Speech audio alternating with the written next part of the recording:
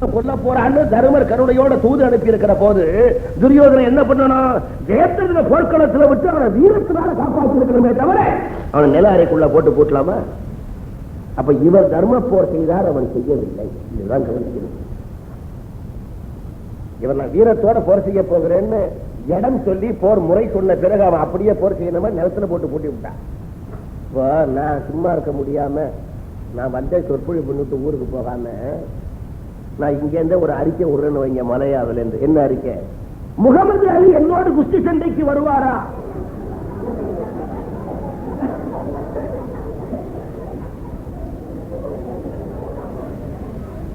அவனும் சரி, நான் தேதியெல்லாம் கொடுத்துறேன். செப்டம்பர் மாசம் 5ஆம் தேதி குஸ்தி சண்டை சொல்லிவிட்டு 4ஆம் தேதி ராத்திரியே நான் ஊருக்கு போட்டு அந்த மாதிரிதான். துரியோதனை அடிக்கடி அந்த தர்மத்தை செய்தாயா இந்த தர்மத்தை செய்தாயான்னு கேட்கிற போது இவர் தர்மத்தோடு போர் நடைபெறும் சொல்லியாச்சு. ஏற்கனவே பொற்களத்தில் விட்டு காப்பாற்றி இருக்கணுமே தவிர நிலையறிக்குள்ள போட்டு கூட்டுவது. சூரியன் மறைவதற்கு 2 வில்லு தூரம் இருக்கு, காணும் ஏத்துறதுன்னு. இந்த 2 வில்லு தூரம் சூரியன் மறைஞ்சு போச்சுன்னா அர்ஜுனன் நெருப்புல பூந்தாகணும்.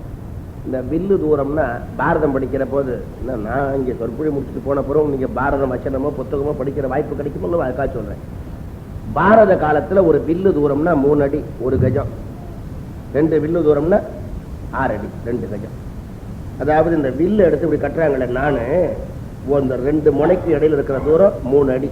ஆக ஒரு வில்லு தூரம்னா அடிக்கடி வரும் 6 வில் தூரத்தில் நின்றான், 3 வில் தூரத்தில் நின்றான், 2 வில் தூரத்தில் நின்றான். ஒரு வில்லு தூரம்னா 3 அடி. அப்படி சூரியன் மேற்க மறைவதற்கு 2 வில்லு தூரம் 6 அடி இருக்கு. அர்ஜுனன் பார்த்தா ஏத்ததுன காணும். கண்ணா, நான் உயிர் துறக்க போகிறேன். இப்போ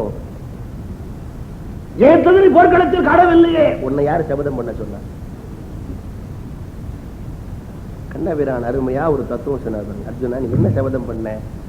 சூரியன் மறைவதற்குள்ளாக ஜெயத்திரனை கொள்வேன் அப்படிதானே பண்ண? ஆமா. சூரியன் மறைஞ்சு போச்சோ? இல்ல, இன்னும் எவ்வளவு நேரம் இருக்கு? இன்னும் கொஞ்ச நேரம் தானே இருக்கிறது. அதுக்குள்ள நடக்கலாம், நடக்காம போகலாம். உன்னை யாரு அந்த முடிவுக்கு வர சொல்றா? கவனிங்க, நாம ரொம்ப பேர் கோயிலுக்கு போறோம், சாமி கிட்ட வேண்டிக்கிறோம், பகவானே இந்த காரியம் 3 மாசத்துக்குள்ள முடிஞ்சா, அப்படி காலத்தை நிர்ணயம் பண்ற உரிமையே நமக்கு கிடையாது. இதை முடிச்சு கொடுன்னு கேட்டுக்கலாமே தவிர கால நிர்ணயம் அல்டிமேட்டம் எல்லாம் கொடுக்க கூடாது கடவுளுக்கு. 3 மாசத்துக்குள்ள முடிஞ்சா உனக்கு 4 தேங்காயை உடைக்கிறேன்னு சொல்றோம். 3 மாசம் வரைக்குமாவது பொறுத்திருக்கோமா? 1 மாசம் ஆகும்போதே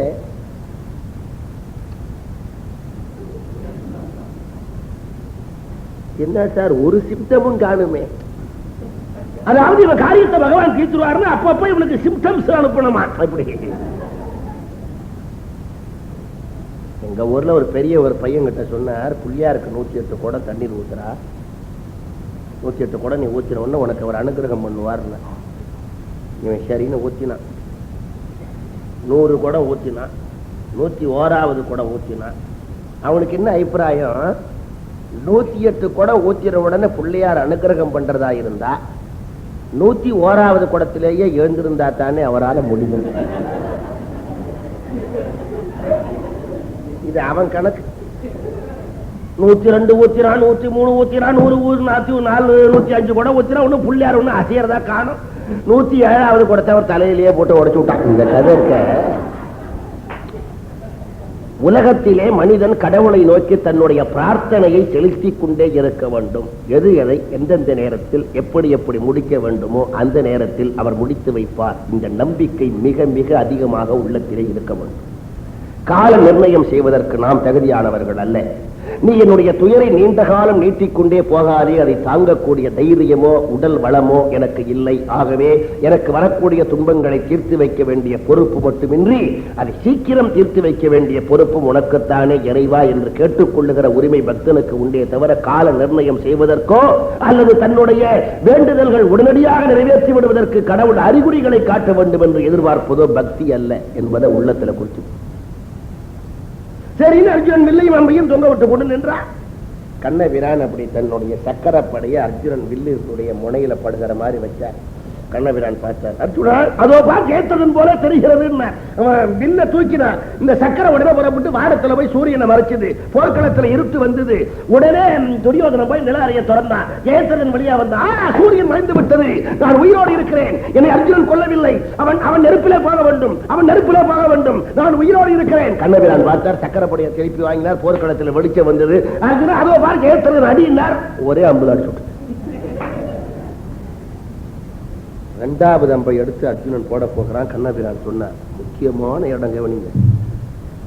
அர்ஜுனா, இரண்டாவது அம்பு தான் அவன் தலைய கீழே போடுறது. இரண்டாவது அம்பு ஜாக்கிரத, அவன் தலைய கீழே போட்டுறாரு. ஜெயத்ரதன் தலைய நீ கீழே போட்ட உன் தலை வச்சு. அப்படி அவன் அப்பா ஒரு வரம் வாங்கியிருக்கான். என்ன வரம் வாங்கியிருக்கான்னா, என் புள்ள தலையை எவன் கீழே போட்டானோ அவன் தலை வெடிக்கணும்னு வரம் வாங்கியிருக்கான். என் சிறந்த மகன் தலையை நிலத்து இட்டான் தலை துகளாகுக. என் புள்ள தலையை கீழே போட்டவருடைய தலை தூள் தூளா போகணும்னு வரம் வாங்கியிருக்கான். அதனால நீ பாட்டுக்கு அடிச்சு அவன் தலையை கீழே போட்டு உன் தலை வச்சு விடும். ஒன்னு சொல்றான் கால, இப்படி வரம் வாங்கியிருக்கானே அவங்க அப்பா, ஏத்துறது அப்பா, அவன் இந்த நேரம் சமந்த பஞ்சகம்ங்கிற மடுவுல சந்தியாவந்தனம் பண்றதுக்கு அர்க்கியம் கொடுக்கறதுக்காக கையை சேர்க்க போறான். தண்ணீர் எடுத்து அர்க்கியம் விடுறதுக்காக கையை சேர்க்க போறான். அவன் கையில போய் இவன் தலை உழுற மாதிரி அடி. அப்படியே ஜெயத்ரதன் தந்த அர்க்கியம் கொடுக்கறதுக்காக கையை சேர்த்து தண்ணீரை எடுக்க போனான். திடீர்னு ஒரு தலை வந்து கையில விழுந்தது. ஐயோ தலைன்னு விட்டான். அவன் தான் வர வாங்கியிருக்கான். என் புள்ள தலையை யாரு கீழே போட்டானோ அவன் தலை. கண்ணபிரான் பார்த்தார், எப்படி ஒரு கல்ல ரெண்டு மாங்காய். ஆடாடா, இந்த கதை இருக்க உலகத்துல 1000 மதங்கள் இருக்கட்டும், 1000 மத நூல்கள் இருக்கட்டும், இந்த ஒரு கதை மாதிரியான கதை உலகத்திலே கிடையாது. என்ன தத்துவத்தை உள்ளடக்கின கதை இது. ஜெயத்ரதன் அப்பா வரம் வாங்கினா என் புள்ள தலையை கீழே போட்டவன் தலை வடிக்கணும்னு அவன் தலையிலேயே போய் மகன் தலை விழுந்தது. கையில கீழே போட்டா இவனும் போனான், அவனும் போனான். இங்கேதான் கவனிக்கணும். அறிவு என்பது மனிதனுக்கு கடவுள் கொடுத்திருக்கிற நன்கொடை. உலகத்தில் வேறு எந்த பிறவிக்கும் இல்லாமல் மனிதனுக்கு மட்டுமே கடவுள் கொடுத்திருக்கிற மிகப்பெரிய நன்கொடை அறிவு. அந்த அறிவை கொண்டு கடவுளை அடைய முயற்சிக்க வேண்டுமே தவிர கடவுளை அடக்க முயற்சிக்காதே. அறிவை கொண்டு கடவுளை அடைய முயற்சிக்க வேண்டுமே தவிர அடக்க முயற்சிக்காது. கடவுளை அடக்க முயற்சித்தவன் அடங்கி போனான்.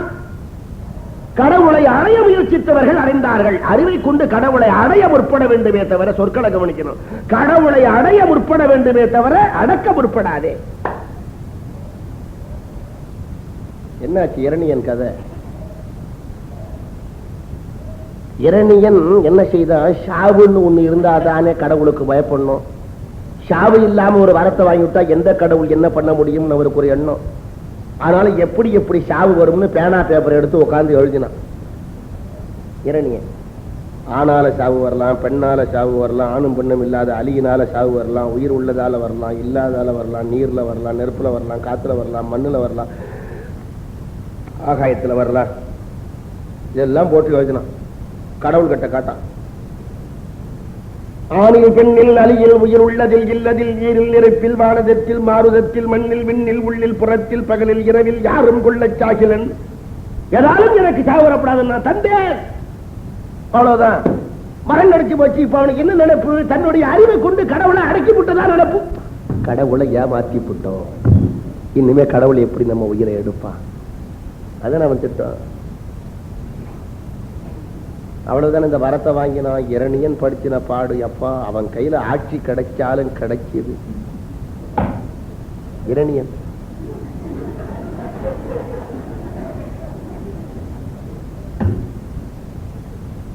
நீங்கள் கேட்டுக்கொண்டிருப்பது வில்லி பாரதம்.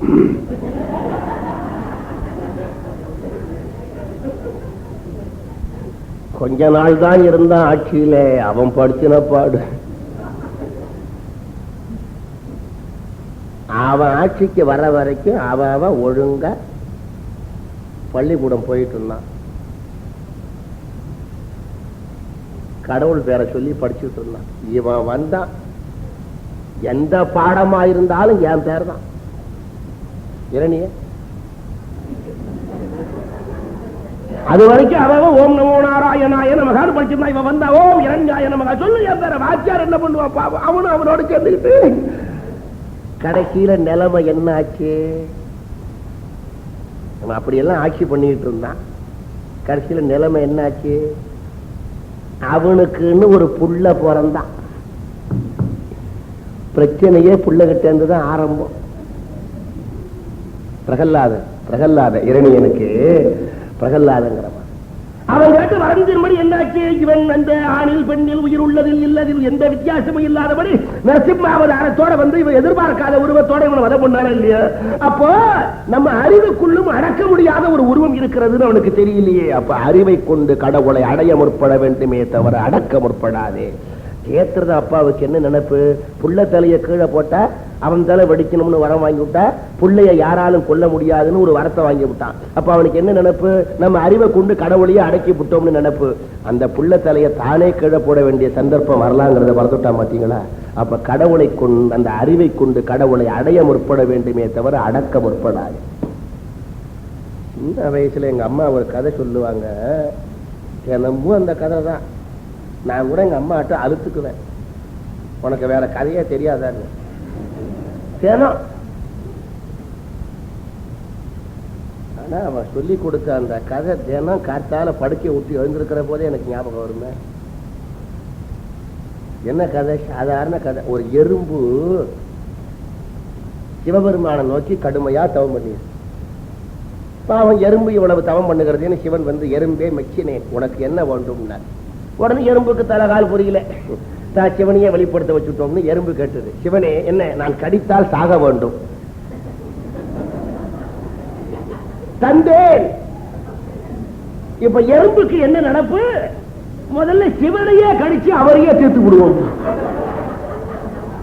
மலை மேல ஏறி சிவபெருமான் தொடையில நெருக்குன்னு கடிச்சது. சிவன் பார்த்தார் கையால. அப்ப எறும்பு நினைச்சது வாஸ்தவம் தான், நான் கடிச்சா சாகணும்னு கேட்டேன், யாரு சாகணும்னு கேட்கல. இதுதான் எங்க அம்மா எனக்கு சொல்லி கொடுத்த கதை. என்னைக்கு மறக்காதடான்னு ஒவ்வொரு நாள் ராத்திரியும் சொல்லி கொடுத்த கதை. அப்ப தன்னுடைய அறிவை கொண்டு கடவுளை அடக்கி விட்டுதான் நினைக்காதே, கடவுளுக்கு அடங்கிப்போ. அப்ப ஜெயத்ரனுடைய தந்தை வாங்கின வரவும் தன்னுடைய மகன் தலையை தானே கீழே போட வேண்டிய சந்தர்ப்பம் வந்தது. என்ன தத்துவத்தை காட்டுவது? அறிவை கொண்டு கடவுளை அடைய முற்பட வேண்டுமே தவிர அடக்க முற்படாது. அந்த ஜெயத்ரதம் அதை முடிஞ்சது பார்த்தா துரியோதன ரொம்ப கோபம். கண்ணபிரான பார்த்தா அவன் சக்கரத்தை விட்டு சூரியனை மறைச்சு விட்டாராம். சக்கரத்தை விட்டு சூரியனை மறைச்சு போர்க்களத்தில் இருள் வர மாதிரி காமிச்சு விட்டாராம். இவனுக்கு கோபம் தாங்கல. கண்ணபிரான பார்த்து பேசுறான் துரியோதனை, திட்டு பயில, திட்டு பயில, பெண்ணே திருடி, பெண்ணே திருடி, நாத்த வெண்ண திருடி, நாத்த வெண்ண திருடி. அவன் கோபத்தை பாத்தீங்களா? கண்ணன் மேல கோபமா இருந்தா அவ திருடின வெண்ணெய் என்ன பண்ணும்? அதுவும் பிடிக்கல பாருங்க, நாத்த வெண்ணெய். அது உலகத்துல இயற்கை. ஒருத்தர் நமக்கு பிடிச்சிருந்ததுன்னா அவங்க பயன்படுத்துற பொருளும் பிடிக்கும், ஒருத்தர் பிடிக்கலன்னா பயன்படுத்துற பொருளும் பிடிக்காது. கீர்னை பிடிச்சிருந்தா சார் அவருடைய கிராப் பாத்தீங்களா சார்?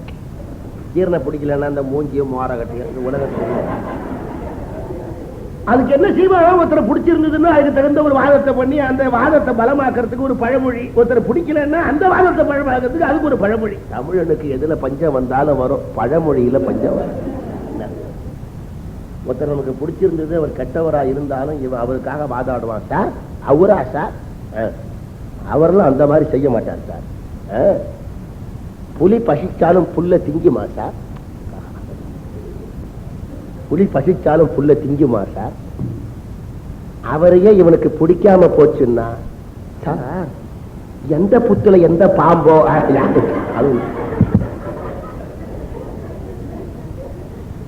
மாதிரி ஒருத்தர் நமக்கு பிடிச்சிருந்தது, அவங்க பயன்படுத்துற பொருள் கூட பிடிக்கும், பிடிக்கல பயன்படுத்துற பொருளும் பிடிக்காது. அட ஒரு அம்மாவுக்கு ஒரு குறிப்பிட்ட இன்னொரு அம்மாவை பிடிக்கலன்னு வைங்க, அந்த அம்மாவை பத்தி நமக்கு தெரியாம விசாரிச்சு போறோம். உங்களுக்கு அந்த கோடி விட்ட அம்மாவை தெரியுமான்னா, யாரு இந்த கோண வகுட்டு காய் தானே. அந்த கோடி விட்டு அம்மா பிடிக்கலன்னா கோண வகுடு என்ன பண்ணும்? அதுவும் பிடிக்காது. அப்ப கண்ணபிரான பிடிக்கல துரியோதன, அதோட நிறுத்திக்க வேண்டியதானே. வெண்ணை திருடி, நாத்த வெண்ணை திருடி. அப்ப நல்ல வெண்ணை திருடலாமா? அவன் கோபத்தை பாருங்க. முறையெடுத்த நவநீதம் தொட்டுண்டும் ஒத்துண்டும் நாத்த வெண்ணை திருடி, நாத்த வெண்ணை திருடி இடி வாங்கியா இடி. முறையெடுத்த நவநீதம் தொட்டுண்டும் ஒத்துண்டும் முதல் நாள் ஆக கொடையெடுத்தும் கொன்றெடுத்தும் சக்கரத்தை விட்டு போர்க்களத்தில் சூரியனை மறைச்சிய கண்ணபிரான் பாரு. நான் ஒன்னும் சக்கரத்தை விட்டு சூரியனை மறைக்கல. சக்கரப்படையில அவன் வில்லு பட்டு மேல போச்சு. நான் அப்படியே சக்கரப்படையை விட்டுருந்தாலும் அதை கேட்கிற உரிமை உனக்கு இல்லை. எப்ப தர்மர் தூது சொல்லி அனுப்பி ஏத்திரன போர்க்களத்துல நீ விடாம நில அறைக்குள்ள போட்டு பூட்டி வச்சியோ, இனிமேல் தர்ம போருக்கு பாரதத்தில் இடமில்லை. நீ போகலாம். அடுத்த நாள் போர்க்களத்துல அப்படி துரோணர் வந்து நிற்கிறார். மறுபடியும் உங்களுக்கு சொன்னேன், துரோணரை மாதிரி வேதம் படிச்சவனும் கிடையாது, விஸ்வித்த படிச்சவனும் கிடையாது. துரோணர் இருக்காரு, அவர் பொருந்தாத காரியத்தை செய்கிறாரேன்னு 7 முனிவர்களுக்கு பெரிய கவலை. சப்த ரிஷிகள் என்ன பொருந்தாத காரியம்? உபனிஷதத்தை உபதேசித்து பல பேருக்கு நல்வாழ்வை எடுத்து தர வேண்டியவர் அதை விட்டு பல பேரை கொல்வதற்கு காரணமான வில்ல அம்ப சுமந்து கொண்டு இப்படி போர்க்களத்துல இருக்கிறாரு. இத போய் யார் சொல்வதுன்னு 7 முனிவர்களுக்கு சப்த ரிஷிகளுக்கு பெரிய கவலை. எப்படியாவது போய் சொல்லிவிட வேண்டும்னு ஒவ்வொரு நாளா தள்ளி போய் சொல்லிவிடுவதுன்னு துரோணர் போர்க்களத்தில் வருகிறார் போய் சொல்லிவிட்டார்கள். போய் நின்றார்கள் முனிவர்கள். துரோணர் ஆச்சரியப்படுறார். முனிவர்களே, போர்க்களத்தில் உங்களுக்கு என்ன வேலை? அப்பா, அதை கேட்கதான் நாங்க வந்தோம். உனக்கு போர்க்களத்தில் என்ன வேலை? நீ வேதம் கத்திருக்க, உபனிஷத்தை படிச்சிருக்க, பல பேரை நல்லறிவு கொளுத்தி மேல செலுத்தாமல் நீ பல பேரை கொல்லுவதற்கு காரணமான வில்லு அம்பை சுமந்து கொண்டு போர்க்களத்தில் இருக்கிற. மறைகளில் நூலும் தேசம் கற்றாய் பெற்றாய். மறைகளில் நூலும் தேசம் கற்றாய் பெற்றாய். பல பேருக்கு நல்ல அறவழிகளை எடுத்துச் சொல்ல வேண்டிய விவரிஷத்தை படித்துவிட்டு பல பேரை கொல்லுவதற்கான வில்லை அம்பையும் தாக்கி நிற்கிறாய. சொல்ல சொல்ல சொல்ல சொல்ல அவருக்கு ஞானம் பிறக்கிறது. ஆமா ஆமா, முனிவர்களே நான் என்ன செய்ய வேண்டும்? அவர் கேட்டார். முனிவர்களே நான் என்ன செய்ய வேண்டும்? தொடுகளை வில்லும் பாலும் விடுக, விட்டு விட்டு போர்க்களத்தில் இன்றே படுக, இறந்து போ. நாளையிலிருந்து இப்படி பல பேரை கொல்லுகிற அந்த காரியத்தை செய்யாது. சரி, துரோணர் போர்க்களத்தில் இறந்து விடுவதுன்னு முடிவு செய்து. இப்போ முனிவர்கள் வந்து சொல்லும் போதுதான் துரோணருக்கு என்ன தோன்றியது? நாம இவ்வளவு நாள் பல பேரை கொல்லுகிற காரியத்தை செய்துட்டோம், இனிமே இதை விட்டுறப்படணும், நாம இனிமே யாரையும் கொல்லப்படாது, போர்க்களத்தில் நாம இருந்து போய்விட வேண்டும்னு ஆன போது, அதாவது முனிவர்கள் வந்து உபதேசித்தார்களே, ஆன போது ஆசான் நெஞ்சில் அருமறை அந்தஸ்து உள்ள ஞானமும் பிறந்தது. ஆன போது ஆசான் நெஞ்சில், துரோணருடைய நெஞ்சில் அருமறை அந்தஸ்து உள்ள ஞானமும் பிறந்தது. அருமறை அந்தஸ்து உள்ள ஞானம் என்றால் வேதாந்த ஞானம் பிறந்தது. நல்லா கவனிக்கணும். வேதாந்த ஞானம்னா ஐயையோ இவ்வளவு நாள் செய்யக்கூடாத காரியத்தை செய்து விட்டோமே, பல பேரை கொல்லக்கூடிய காரியத்தை செய்து விட்டோமே, பெரிய பாவமான காரியத்தை செய்து விட்டோமே, கையில வில்லை மம்பையும் எடுத்துக்கொண்டு பல பேரை கொண்டு விட்டோமே, வேதத்தை உபனிஷத்தை மற்றவர்களுக்கு சொல்லாம போயிட்டோமே என்று கடந்த காலத்துக்கு அவர் வருந்தினார் என்று அர்த்தம் செய்யக்கூடாது. வேதாந்தம் என்பது கடந்த கால நிகழ்ச்சிக்கு வருந்துவது அல்ல. நல்லா கவனிக்கணும். வேதாந்தம் என்பது கடந்த கால நிகழ்ச்சிக்கு வருந்துவது அல்ல. பின்ன என்ன, நேற்று வரைக்கும் அப்படி இருக்கணும்னு இருந்தது, இருந்தோம், விடு. இனிமே அப்படி இருக்கப்படாதுன்னு இருக்கு, மாத்திக்குவோம், விடு. இதான் வேதாந்தம். வேதாந்தம் என்பது it is not a philosophy of defeatism. கடந்து போனதிலே ஏற்பட்ட தோல்வியையோ இழப்பையோ எண்ணிக்கொண்டிருப்பது அல்ல வேதாந்தம். நேற்று வரைக்கும் அப்படி இருக்கணும், இரு, இன்னைக்கு அப்படி இருக்கணும்னு இருக்கு, மாறு. இதான் வேதாந்தம். இந்த வேதாந்தம்னு சொல்லும் போதே இதுக்கு நேர் எதிரானது சித்தாந்தம். சித்தாந்தம்னா சைவ சித்தாந்தம் அல்ல. சைவ சித்தாந்தம்னா அதை குறிப்பதற்கு தனியா சைவ சித்தாந்தம்னு வார்த்தை போடணும். சித்தாந்தம்னு சொன்னா மெட்டீரியலிசம். மெட்டீரியலிசம் லோகாயனம். இந்த மெட்டீரியலிஸ்டிக் வியூன்னு சொல்றானே சித்தாந்தின்னா அவன் 5 பூதத்தை ஏத்துக்க மாட்டான். நிலம், நீர், தீ, காற்று, ஆகாயத்தை ஏத்துக்க மாட்டான். 4 பூதங்கள். கடவுள் கிடையாது, பாவ புண்ணியம் இல்லை, மாயை என்பது பொய், வெற்றிலையும் சுண்ணாமும் சேரும் போது சிவப்பு நிறம் தோன்றுவது போல் ஆணும் பெண்ணும் கலந்தால் பிறப்பது குழந்தை, அதை கடவுள் தருவது இல்லை. இதெல்லாம் தான் மெட்டீரியல். அவன் என்ன சொல்றான்? எந்த காரியத்தையும் அறிவை கொண்டு சிந்தித்து அறிவினாலே செய்து அறிவு சொல்லுகிற முடிவையும் கொண்டு வா. இதான் சித்தாந்தி.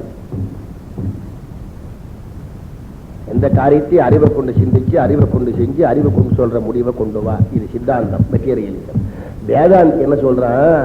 எந்த காரியத்தையும் அறிவை கொண்டு சிந்திச்சு அறிவை கொண்டு செய்ய, எந்த முடிவு வந்தாலும் ஏத்துக்கோ. உன்னுடைய அறிவாலே நீ எதிர்பார்க்கிற முடிவை கொண்டு வர முடியாது. இதுதான் வேதாந்தம். சித்தாந்தி என்ன சொல்ற? அறிவால காரியத்தை செய்ய, அறிவாலேயே சிந்திச்சு அறிவு சொல்ற முடிவை கொண்டு வாங்குறான். வேதாந்தி சொல்ற அறிவால சிந்திச்சுக்கோ, அறிவு சொல்லுகிறபடியே செய்ய, என்ன முடிவு வந்தாலும் ஏற்றுக்கோ. நீ எதிர்பார்க்கிற முடிவை கொண்டு வருகிற ஆற்றல் உன் அறிவுக்கு இல்லை. இதுதான் சித்தாந்திக்கு வேதாந்தத்துக்கு வித்தியாசம்.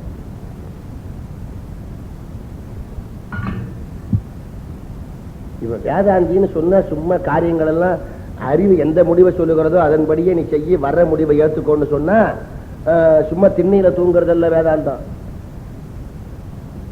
கடவுளால் விதிக்கப்பட்ட முடிவு தான் வரும். வர்ற முடிவை நீ ஏற்றுக்கோ, உன்னுடைய அறிவால எந்த முடிவையும் கொண்டு வர முடியாதுங்கிறான். அதான் உண்மை. இப்ப நான் இதை சொல்லும் போதே சில பேருக்கு சந்தேகம் வரும், நாம சித்தாந்தியா இருக்கிறதா வேதாந்தியா இருக்கிறதான்னு. காரியத்தை செய்யற வரைக்கும் சித்தாந்தியாவே இருக்கணும், அறிவு சொல்றபடியே காரியத்தை செய்யணும். முடிவை ஏற்றுக்கொள்ளும் போது வேதாந்தியா மாறணும். எந்த முடிவு வந்தாலும் இதுதான் முடிவுன்னு ஏற்று. காரணம், எந்த சித்தாந்தியை சுற்றி வளைச்சு வேதாந்தியா மாறிதான் தீரணும், வேற வழி இல்லை. ஒரு தார் ரோட்ல ரொம்ப வேகமா ஒரு கார் போகுது, ஒருத்தனை அடிச்சு கீழே போட்டுருது, பெரிய கூட்டம் கூடி போடுது. அதை பார்க்கிற ஒரு சித்தாந்தி என்ன செய்வான்? ஒரு டாக்ஸி கொண்டாயா, டாக்ஸி கொண்டாயா, வேஷ்டி கட்டியா, தலையை கட்டியா, ரத்தம் கொட்டுதியா. அதை பார்த்துக்கிட்டு இருக்கிற ஒரு பழுத்த வேதாந்தி என்ன செய்வான்? ஐயோ பாவம், இன்னைக்கு இவனுக்கு தலையில அடி போடணும்னு இருக்கு. இதை காட்டா அந்த சித்தாந்தி சும்மா இருப்பானா? என்னையா அடிபட்டு கிடக்காங்க வேதாந்தி பேசுறவனுக்கு அறிவு இருக்காயா? நீ இப்படி எல்லாம் பேசணும், நான் கேட்கணும்னு என் தலையில எழுதியிருக்கு. அதை விட்டு கொஞ்சம் கூட நகர மாட்டான். உடனே இந்த சித்தாந்தி இன்னுமே உங்ககிட்ட யாரையா பேசிக்கிட்டு இருப்பான்னு இவனை தூக்கி டாக்ஸியில போட்டு கொண்டு ஆஸ்பத்திரியில் சேர்த்து இன்பேஷண்ட்டை அட்மிட் பண்ணி, பாத்தியா வேதாந்தி சொன்ன மாதிரி வேடிக்கை பார்க்காம நம்ம உரிய நேரத்தில் கொண்டு போய் நம்ம சேர்த்ததுனால ஒரு உயிரை பழைக்க வச்சோமேனு ஒரு காப்பியை சாப்பிட்டு ஒரு வெத்தலை பார்க்க போகும். சந்தோஷப்படும் போது டாக்டர் வெளியே வந்து, சார் நீங்க சேர்த்த கேஸ். அப்ப சித்தாந்தி என்ன நினைக்கிறான்? இன்னைக்கு இவனுக்கு அடி போடணும்னு இருக்கு, இவனுக்கு நாம ஹெல்ப் பண்ணணும்னு இருக்கு, ஹெல்ப் பண்ணாலும் ஒன்னும் புண்ணியம் இல்லைன்னு இருக்கு. எங்க வந்துட்டோம்? சித்தாந்தி வேதாந்திட்ட வந்துதான் பாருங்க. அதனால உலகத்துல எந்த சித்தாந்தியும் சுற்றி வேதாந்தத்துக்கு வந்துதான் ஆக வேண்டும். சித்தாந்தியினுடைய அறிவினாலே முடிவை கொண்டு வா என்கிற வாதம் உலகத்தில் நடக்காத காரணம், நாம் எதிர்பார்க்கிற முடிவை கொண்டு வருகிற ஆற்றல் நம்ம அறிவுக்கு இல்லை. 4 வியாபாரி ஒன்னா சேர்ந்து ஆளுக்கு 1.25 லட்சம் போட்டு 5 லட்சம் ரூபாய்க்கு ஒரு வியாபாரத்தை ஆரம்பிச்சு நல்ல அழகா நடத்துறாங்க. அவங்க அறிவின் கணக்குப்படி 10 லட்சம் லாபம் வரணும் ஒரு வருஷத்துல. 5 லட்சமும் போயிடுது. பாக்குறோமா இல்லையா? அப்ப என்ன முடிவுக்கு வரணும்? எப்பா ஆளுக்கு 1.25 லட்சம் போகணும்னு இருக்கு, விடு அடுத்த பிசினஸ் ஆரம்பி அப்படின்னாதான் சோறு திம்பான். வேதாந்தியா மாறிக்கணும். அந்த நேரத்தில் இவன் சித்தாந்தியா இருந்து 1.25 லட்சம் போச்சு எப்படி போச்சு, 1.25 லட்சம் போச்சு எப்படி போச்சுன்னா சோறு திங்க மாட்டான், மூட்டை பூச்சி மருந்து தான் திம்பான். அமெரிக்கர்கள் நம்மை விட செல்வத்திலே வலுத்தவர்கள் தான். ஆனால் அவர்களினுடைய உள்ளம் மிக மிக பலவீனமானது. மிக சாதாரண தோல்விகளுக்கு கூட தங்கள் உயிரை தற்கொலை செய்து கொள்ளுகிறவர்கள். நாம் பொருளாதாரத்திலே வலுவற்றவர்கள் தான்.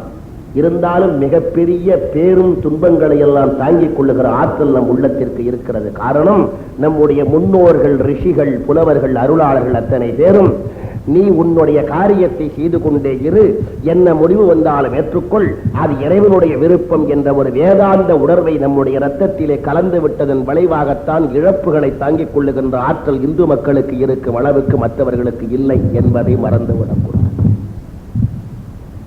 அதனால துரோணர் இப்ப கடந்த காலத்துக்காக வருந்தல, முன்னர் அப்படி இருக்கணும்னு இருந்தது, இருந்தா இப்ப அப்படி இல்ல. ஆனபோது ஆசான் நெஞ்சில் அறுவரை அந்தத்து உள்ள ஞானமும் பிறந்தது. ஆனபோது ஆசான் நெஞ்சில் அறுவரை அந்தத்து உள்ள ஞானமும் பிறந்தது. சரி, இந்த இறந்து விடுவதுன்னு முடிவு செய்திருக்கார்.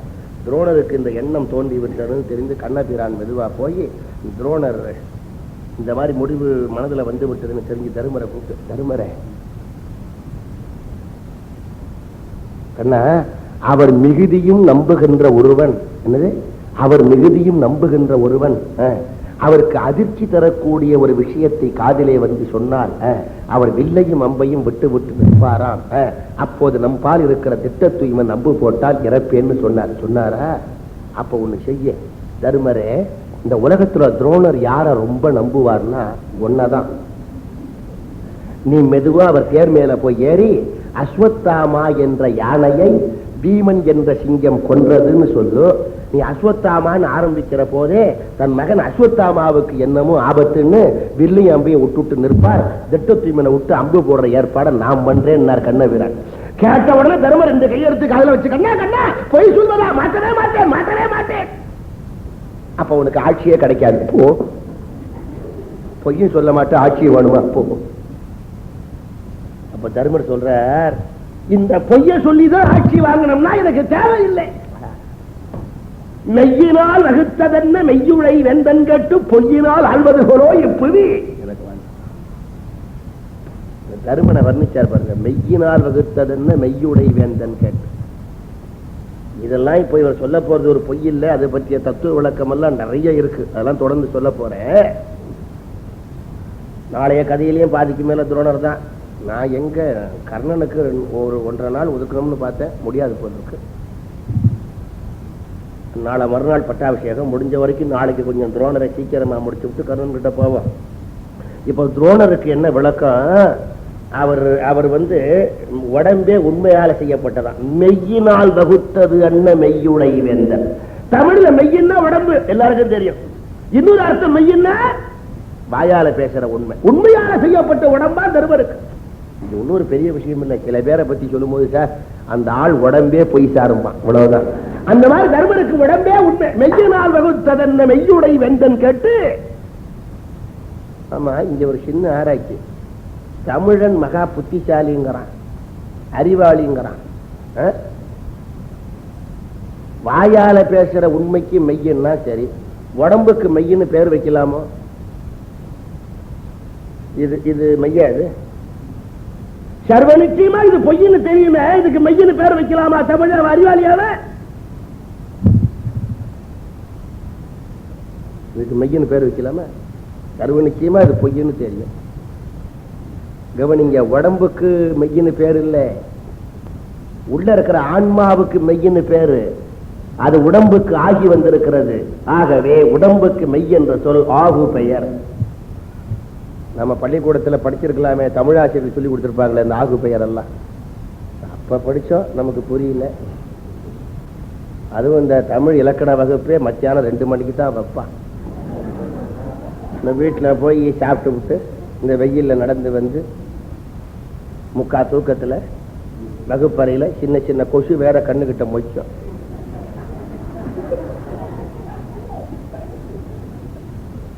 கொஞ்சமா அப்படி தூக்கம் வரும். அப்பதான் தமிழாசிரியர் இங்க வந்து அல்லேற்று வியங்கோல் வினைமுற்று